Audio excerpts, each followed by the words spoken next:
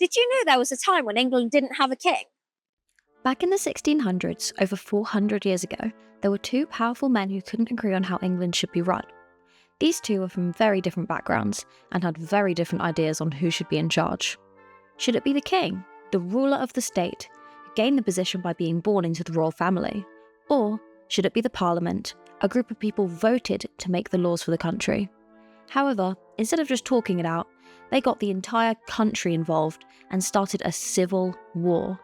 A war between citizens of the same country.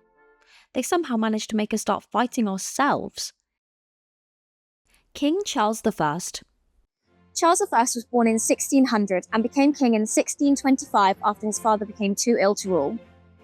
He believed in the divine right of kings, meaning that he believed that God had chosen him to rule and he didn't have to listen to any earthly authority like Parliament or even the people he ruled over. Because of this, he hated Parliament telling him what to do. He thought he was above them and he should have the final say over any decisions made about the country. He started doing a lot of things that Parliament didn't like, such as taking illegal loans to fund wars with France and Spain. He even stopped calling meetings of Parliament, managing to go 11 years without calling one. One of Charles's biggest mistakes, however, came in 1642, when he tried to arrest 5 members of Parliament in an attempt to take over by force, which did not go down well and led to many people who supported him changing their minds. So later that same year, Parliament said enough is enough and a civil war broke out as Parliament tried to take down the king. Oliver Cromwell. Oliver Cromwell was born in 1599 and became a member of Parliament in 1628. He believed in strong rules and became a commander of the Roundhead Army, a group of people who supported the Parliament in taking down the king. He said the king had broken the law and needed to be stopped, and that Parliament should become stronger instead. So he developed something called the New Model Army, a professional army where soldiers received training and pay.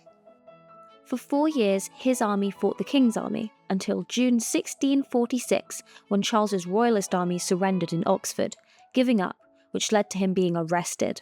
As a result, Oliver Cromwell became Lord Protector, which is another name for leader of the country, in 1653. He held this position for the next 5 years until his death in 1658.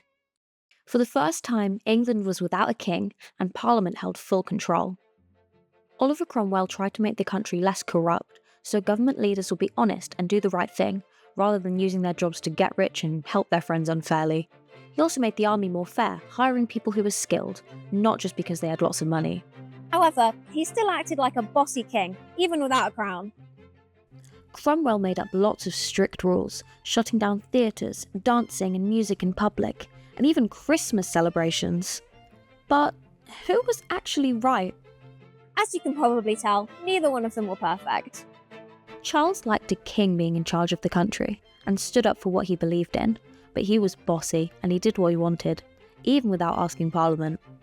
Oliver liked fairness and wanted to change the way the country was run, helping to win the war and get rid of the king, but in the end, he became just as strict as the king was. Some say Charles stood up for tradition, and others say he ignored what his people really wanted. On the other hand, some saw Oliver Cromwell as a hero, whilst others said he was just as bossy as the king was. So what do you think? Who would you choose to be your leader? Would it be Charles, or would it be Oliver?